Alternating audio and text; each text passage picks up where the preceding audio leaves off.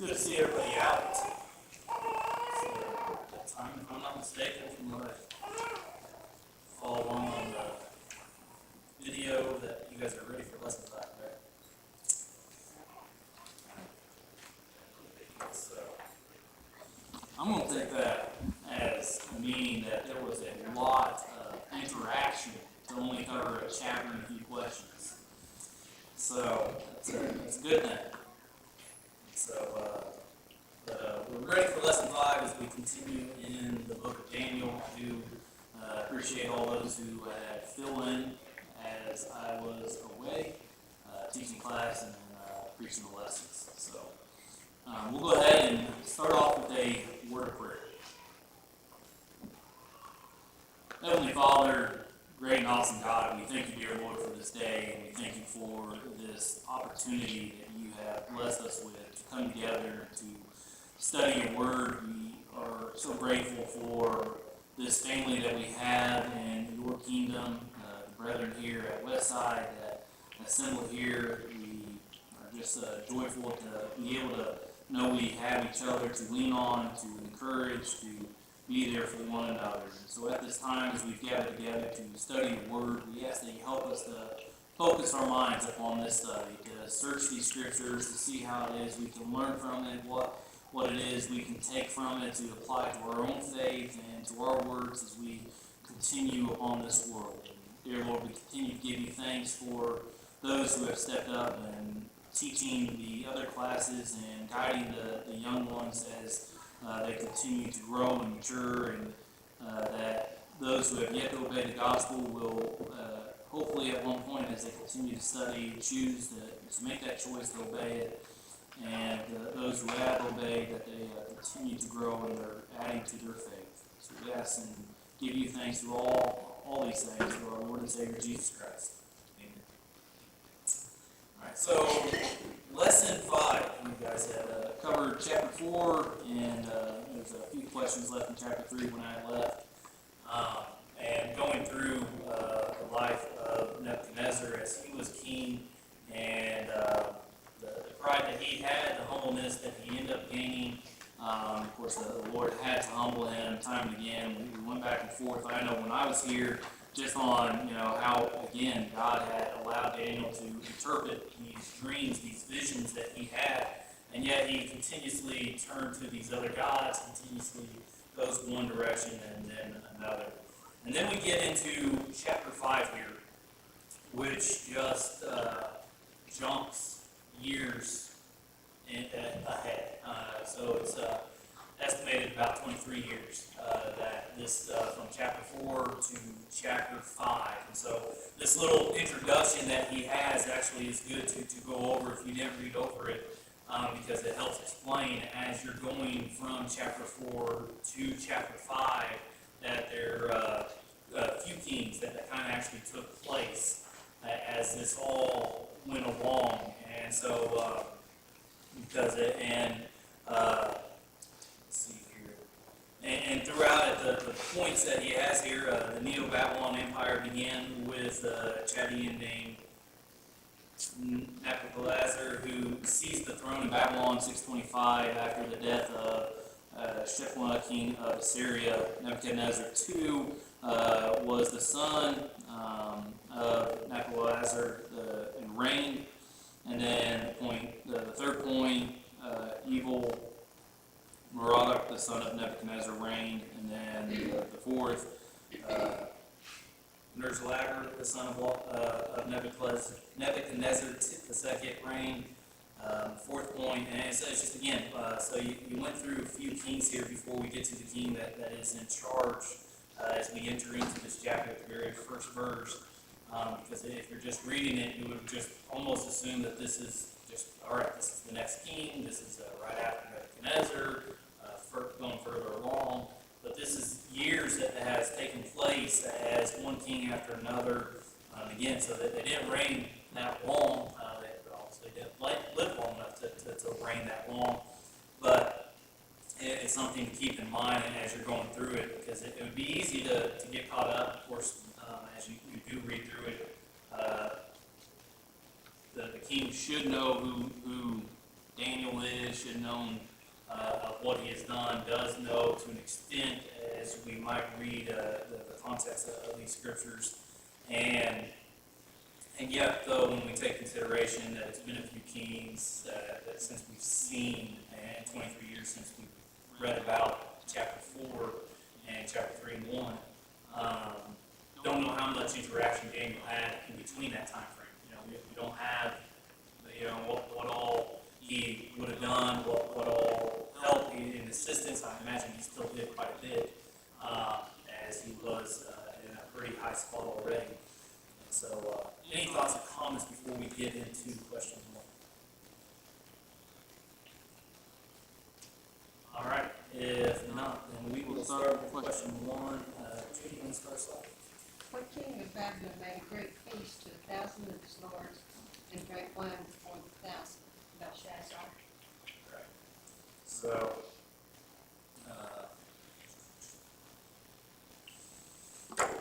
Ron, if you so desire, you can click on the PowerPoint down here. Got out my habits, and I wasn't good at doing it in the first place. So,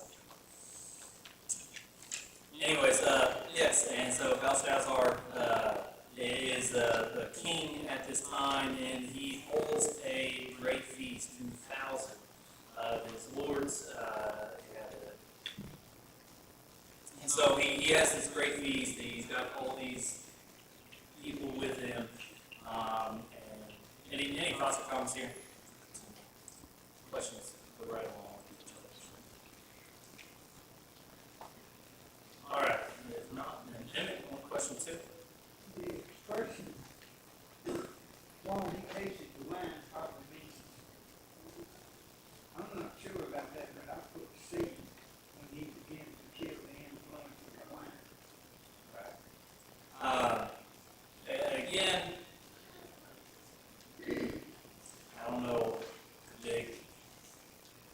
what I probably wouldn't have wrote this question if I was in there, but obviously he was already drinking, so B or C, starting to get drunk would maybe go a little further to the point of why he was more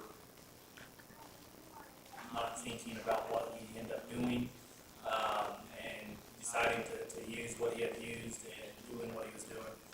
But either way, while they were drinking and beginning to feel the influence, it had been part of that, but they were getting drunk. They were having a feast. They were not, it wasn't just a tea party, but they were getting drunk on the wine. They were having a feast. He was showing off, much like as we study, some of the kings don't humble themselves as Nebuchadnezzar didn't. Then, get too prideful, they start doing things that they shouldn't do. So, thoughts and comments there.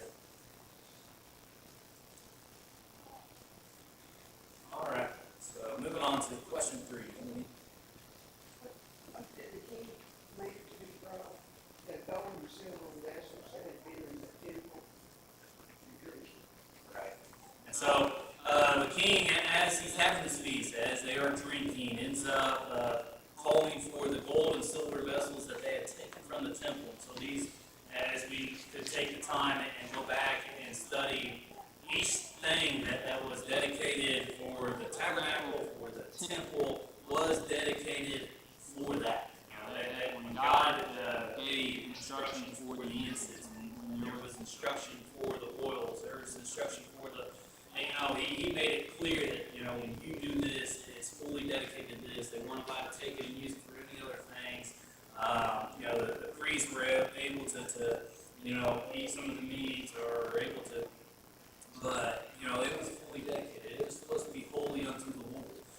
And so here they had taken it, and of course, we, doing again some of the background check, you can go forward and see, of course, the kings that were in charge at the time, that they, they're the ones that kind of allowed these things to be taken from the temple, had given them to the kings that were conquering them, attacking them, as appeasing it, and so one, it should have stayed in the temple. They should have kept their faith in God. Should have never left the temple. But here you have a king of Babylon again, we can get caught up in saying, well, what would they know? You know, they're not the Lord's people, they're not the Israelites. They're obviously going down this wrong direction. But again, Daniel's been here for over 23 years and doing works and has shown time and again who the God Most High is. And they continuously forget or continuously just to put that in the back of their mind and not care about who God is. That's right, sir. Yeah. And I don't know if everybody anything about it.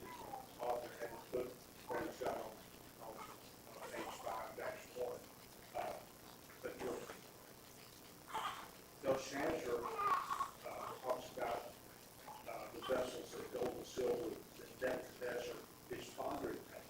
And we can see from the list here that, that was not his father.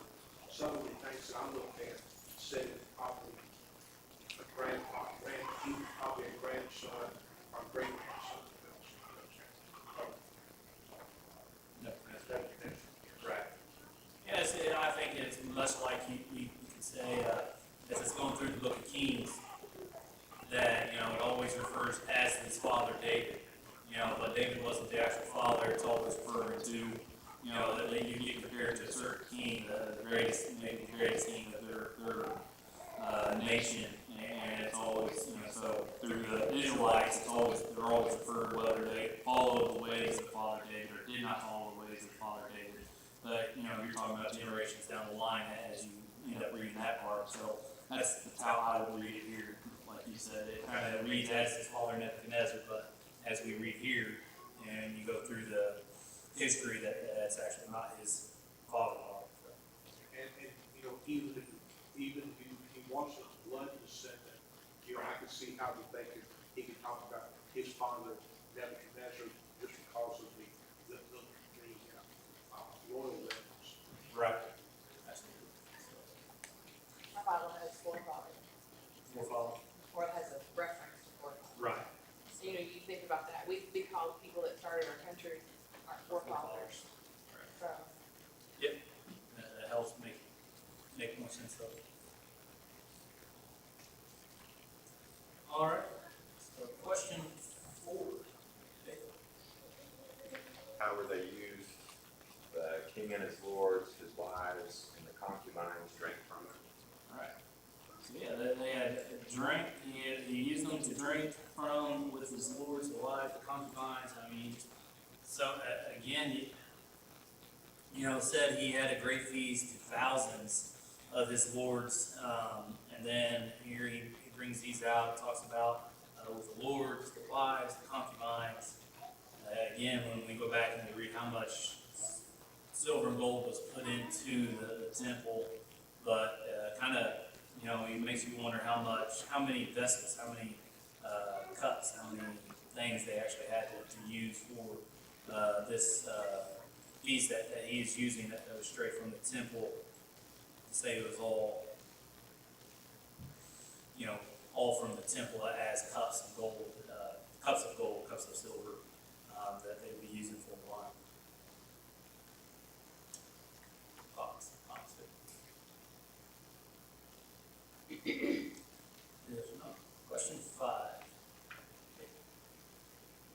this action was a double abomination to Jehovah God. Consecrating holy vessels of the Jerusalem temple were being used as a lascivious drunken orgy to glorify the heathen gods of Babylon. These gods are gold, of silver, of bronze, of iron, of wood, and stone. Right.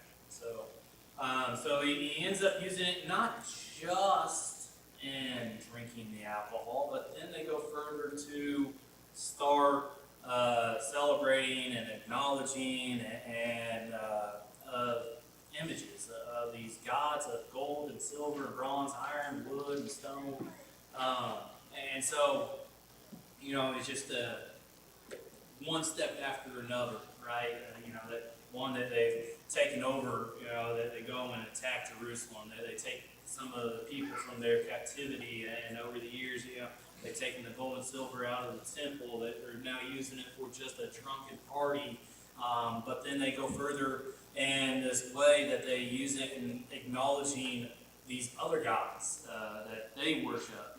These, and of course, not that they are gods, but again, things that they've made with their own hands of gold and silver, bronze, and iron, wood, and stone.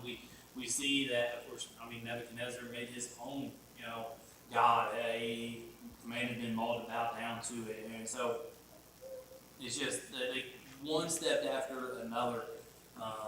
And reading these things, we can easily get caught up in just why does God allow it to even go this far? He could have stopped it here, he could have stopped it there, he could have stopped it here.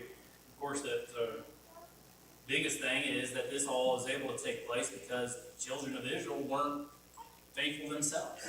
That they got punished and ended up going in captivity because their king, because their leaders, because they themselves weren't being faithful, and therefore it continues to go down this line of sin that seems to just get worse and worse. Any thoughts on that? Tom? Is there any proof that this was a lascivious orgy? Or like the first question? I know that in a lot of search, I'd have to go back before this specific spot to look and see if there's anything. I know, but within the commentary that I've been using, he does have a bunch of other references he uses that are other books that refer to things that help put all this in perspective, and especially the history of the different kings there that led up to this king. And so, but for this specific spot, I would have to go back and look at it to see if there's anything that he puts in there that he had saw to assume that, or if it's something he drew to his own conclusion. So, any thoughts there?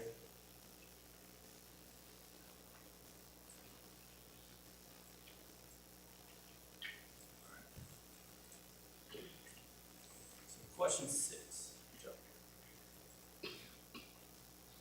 The king saw fingers of a man's hand that wrote upon the plaster of the wall. So I know we all have different translations, so but I think it's all going to be the same gist.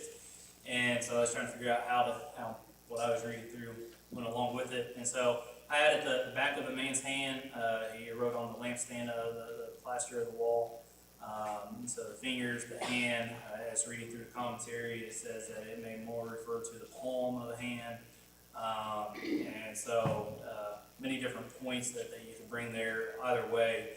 As you're reading it, it brings the point out, and we'll get more into this next question, but that it was almost, it reads as a ghostly sight as this handwriting is being done, as it's writing this up on the wall, that he had seen it in a mindset of a ghost hand. Don't know how to describe it since we don't see it. Well, we might picture a ghost. But it wasn't something that was natural, wasn't something that was, you saw the rest of the body, you saw a hand, you saw a hand writing on the wall, what we're about to talk about. And of course, obviously it was something that wasn't natural because we see his reaction to it. So, any thoughts and comments there? Sure got attention. It would get my attention. Yeah. Sure. You say he wrote it on the lampstand? Opposite, mine says opposite the lampstand. Opposite of the lampstand? Right on the On the plaster of the palace. You're up on a plaster or something. Yeah, so it appeared across from the lampstand. opposite, writing opposite the lampstand. All right, yep. Or up on a plaster. Plaster. All right.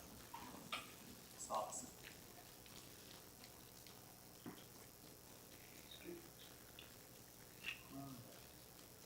Question 7. One thing this has on the king, well, he was alarmed, his color changed, his, limbs gave way, and his knees. Right. Pretty scary. Pretty scared, yeah. It just as something happens and some people just seem to faint or lose their breath. That seems to be the situation here. He is, growing pale, very alarmed, knees and joints, just everything kind of giving out. And so it just truly shook him, and what he had saw there take place. And it's just, again, it's amazing as we read this taking place, because he's surrounded by others. And of course, it'd been easy for anyone to get caught up and just say that, oh, you're too drunk. Yeah, that's what they're doing, right? They're all here, assembled, having a feast, drinking. But obviously it was enough that it shook him to his core, and that he truly believed it wasn't, him just seeing things, but believed or believed that someone had played the trick, and they themselves wrote it somehow. And that he ends up going forth and calling all these that we're about to talk about to try to interpret. So, Do you think all the others saw this also, or just the king?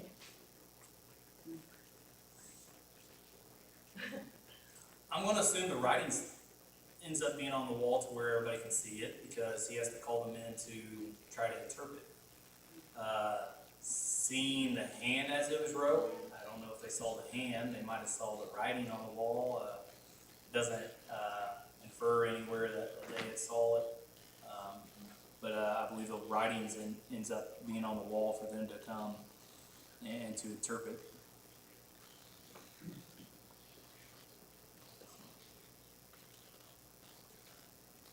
It seems to indicate that maybe he's the only one who noticed it. So the king saw the back of the hand, he saw the writing on the wall, a little hand doing the writing on the wall. And maybe it was a wall that was just off to where he could see it, and that the others maybe were facing a different direction, I don't know. But I would think at that point, if everybody else saw it, maybe we'll get out there. Everybody else might be saying, "Oh, I'm just getting too drunk." So. Yeah, it's a drunken vision. Like Pete Elder or something or whatever, I guess. Right. All right. So question 8. For whom did the king call? He called the enchanters, the astrologers, and the diviners. Right. And so he calls them all again. Many that come in and to interpret this again. And so it seems that there must be, when it says he calls all or calls them, this is the same thing as in the past when we would read from Nebuchadnezzar calling them in, that it must not mean all of them, or when they call them, that there's certain ones that come first before they go forth and grab everybody. Daniel's not in the picture again, after the first time, all right, well, Daniel might have been, still in training, so they weren't calling the trainees yet, or then the second time, you're kind of like, well, obviously he knows Daniel did it the first time, why didn't he call him with them the second time? And so there must be an order in which they call those to interpret the dreams, and not actually bringing them all in at once, since Daniel's not with them once again. And so that just seems to be a continuous point that comes in there. Otherwise, it's just like, why wasn't he there? And especially when he's in charge, And so, all right. Any thoughts and comments here? All right. Question 9. Joyce. What reward was offered for the one who could read and interpret the writing? They were clothed with scarlet, a chain of gold about the neck, and they would be the third ruler in the kingdom. Right. So yeah, they're going to be clothed in purple, that royalty color, golden jewelry, the golden necklace, made the third ruler in the kingdom. And so he's promising a great amount of things here to anyone who is able to come and to tell them what this writing means. So, any thoughts or comments here?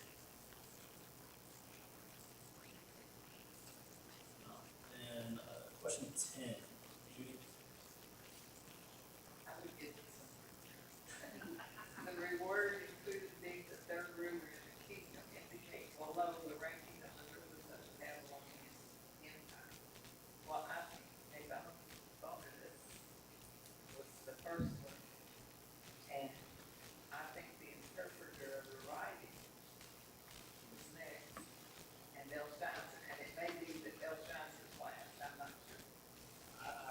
just goes in order the way I kind of looked at it. As you, again, you're looking at, going back to the introduction here and seeing that, of course, Belshazzar here is ruling here in the kingdom, but then his father is actually the real king, and he's over here doing other stuff, battle, and then so he says whoever interprets this will be made third.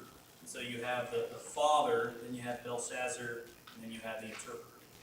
And so I believe he just put it in order there. If I'm reading it correctly, that's how it probably should line up as in order. So you've got the king, and then you have the temporary king that's here in the kingdom, the fill-in king, and then whoever interprets this will be made the third. So. Was the first one already a king? Yeah, so he is Belshazzar's dad. And as you read in the introduction, the last point there, that's who it's talking about. Nabonidus, a Babylon noble, and one of the conspirators assumed the throne and reigned. While he was away from Babylon fighting with his army in the west, he entrusted the rule of Babylon to his son, Belshazzar. So he was actually his father. He's the one that was in rule, but while he was away, Belshazzar was in charge of the city, of the people that stayed back. So, I thought when he interpreted his dream, huh? I thought when he interpreted his dream, maybe that interpretation brought Belshazzar to be the king. I guess I'm wrong. I don't know.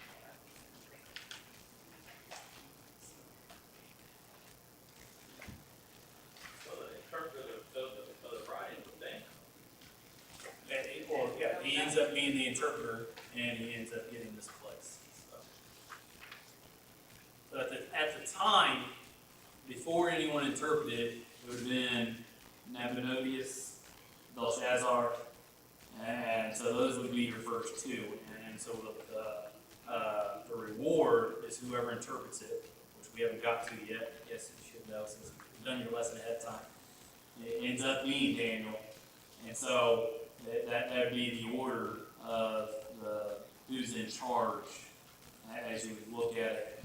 And of course, again, without reading the introduction or commentary, you're going to read through this and be like, well, who is Nabonidus? Because it's just, you kind of go to a point of, it just starts off with chapter 5, verse 1, Belshazzar, the king. And so, all right, well, he's the king right now. That's who we're talking about. And that is who we're talking about. That's what we're going through. He's the one that's seen this vision. He's the one that is looking for an interpreter. But his father's actually the one that's in charge. Any thoughts? Comments?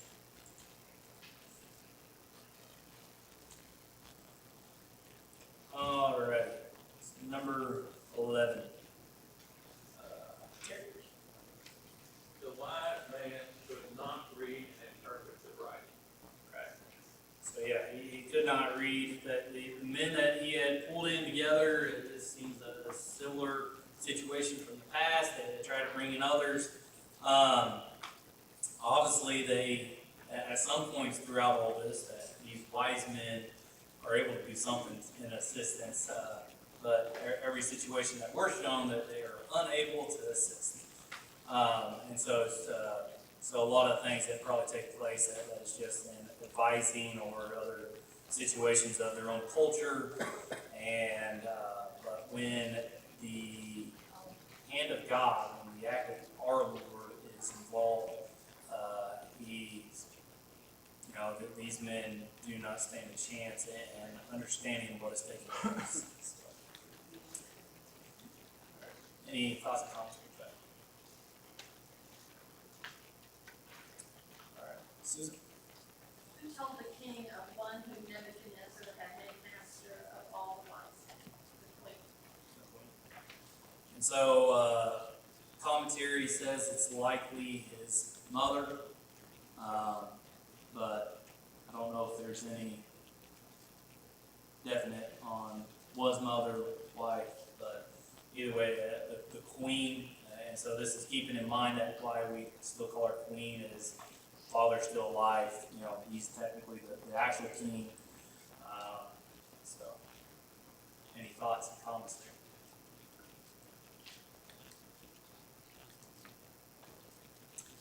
All right, so we are ready for question 13. Do you like the question? Who was the man the queen referred to? That would be Daniel. And so she refers to Daniel. So, let me answer another question.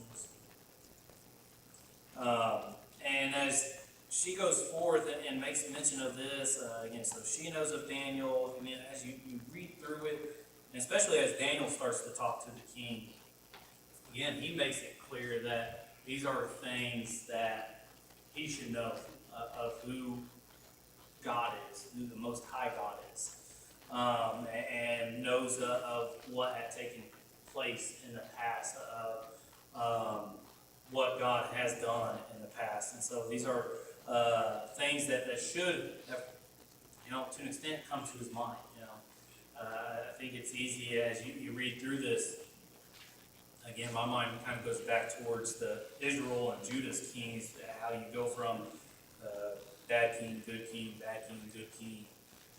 Just the lack of truly teaching and pushing your children to know and remember to know what's, you know, preparing them to be on their own. You know, here he's been put in charge, this situation takes place, and, you know, he's obviously, he's lost. He's like, what are we going to do? He's repelled, he's got this fear in him, and none of his wise men are able to interpret this, and so he doesn't know what to do, and someone else has to come along and say, well, there is one more, you know, there's another person, whereas if you were put in charge, you think you would, all right, you know, if all else, this person over here is probably the best interpreter, this person over, you know, you kind of know of what needs to be done, who you can trust, who can do these things, and especially as the king, so you can see how easily some fall away today, whereas in the kings, that they go from one good king to another bad king, to if we're not instructing the young ones to learn and to know what to do on their own. Thoughts and comments? I know you said this was 23 years later. You know, the author of the book says that more like 75. Did the author say 75? I don't know which one. I didn't look that up. But I mean, that's a lot of time to pass. Right. You know, I'm not 75, but 75 years ago, I mean, I'm sure there's things that happened that was taught, you know, I think we tend to forget stuff. Yep. I mean, just like, you know, right now, people are wanting to tear down all the statues and everything, you know, they want to get rid of history. You know, and it's proven that if you don't remember history, then it happens again. Right. So, you know, I mean, that may have been part of it as well, you know, he didn't know Daniel. Just like in the, Joseph in Right. Egypt, you know, that Pharaoh passed and Joseph died and they didn't know about that anymore, so they went into captivity. Just thoughts. It goes to prove that we got to teach our children, right? I was just, you know, it does. It easily shows. It shows today that easily, if we're not remembering history, then it's doomed to repeat, and they'll have to find out the hard way themselves. I mean, that's what's happening here. Right.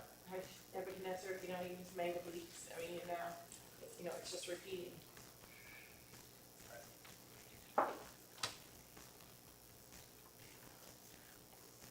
All right.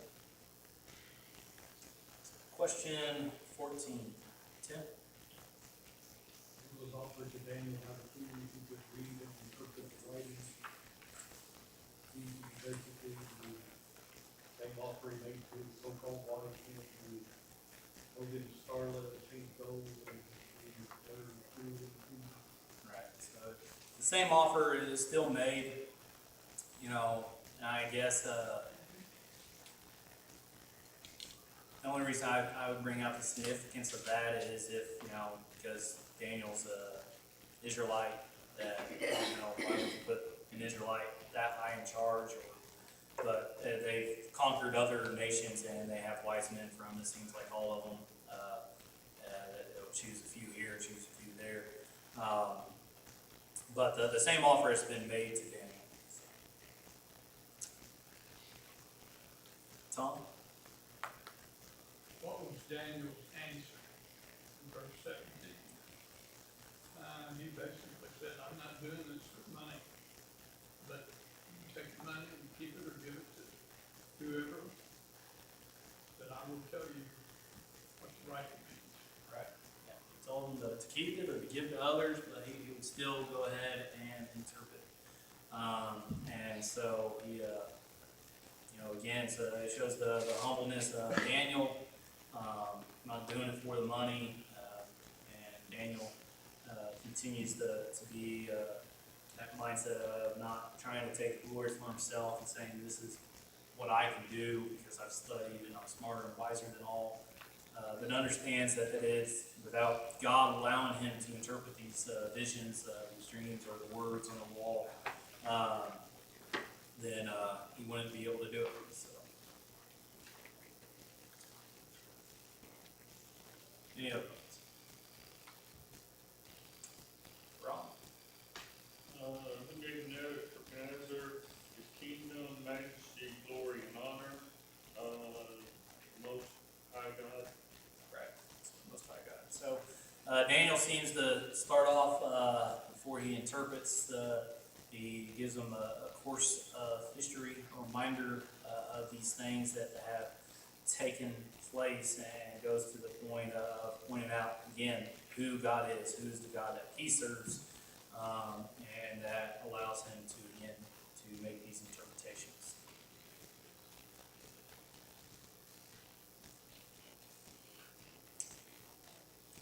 And what number 17. Why was Nebuchadnezzar deposed up from his kingly throne and his glory taken from him?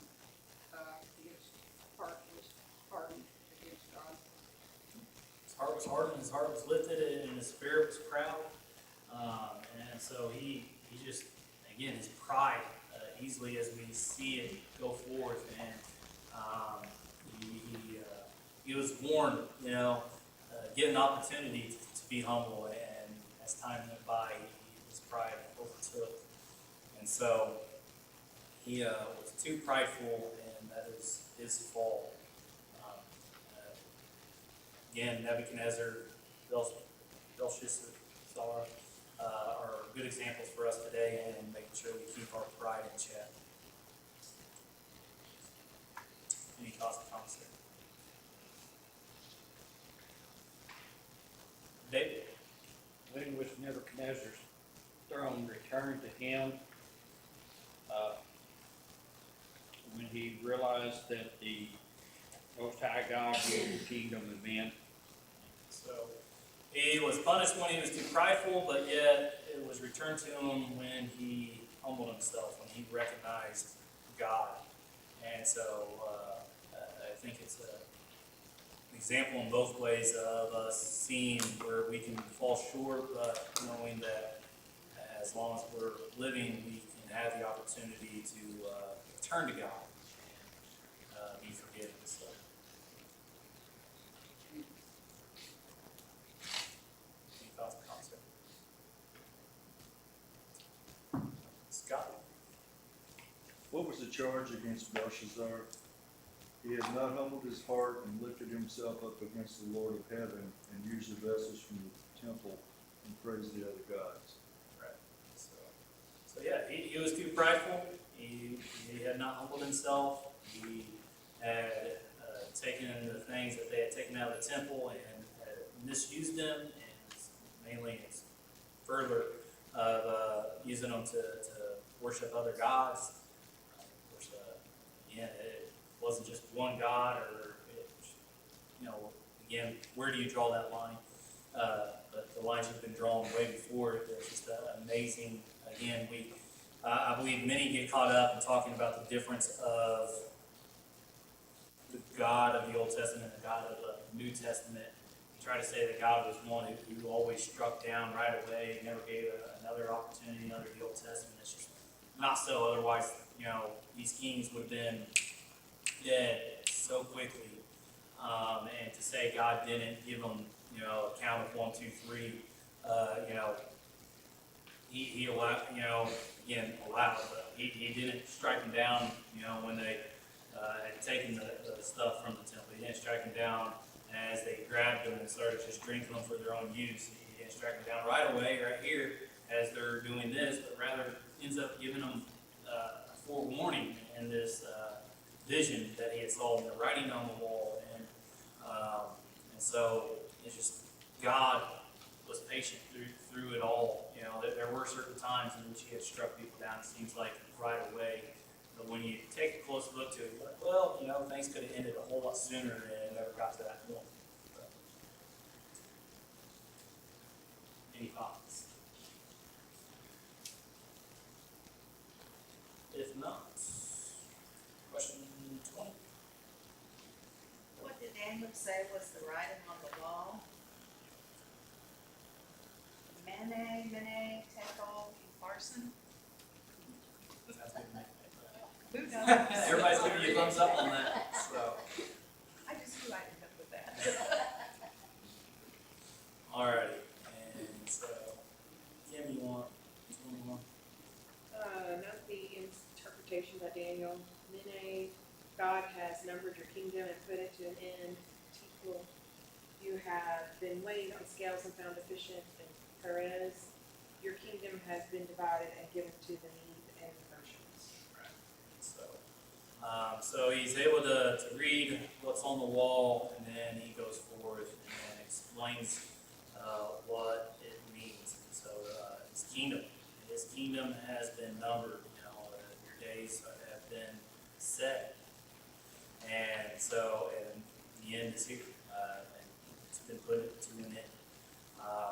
He's been weighed on the scales, and that they didn't come out well. And again, I know my mind went to more the Egyptians, just because I probably know more, or read more of their false stories, and the scales and stuff. But then the kingdom was divided, and we'll get into talking about the Medes and Persians. Any thoughts and comments on this? We'll pick up on Wednesday.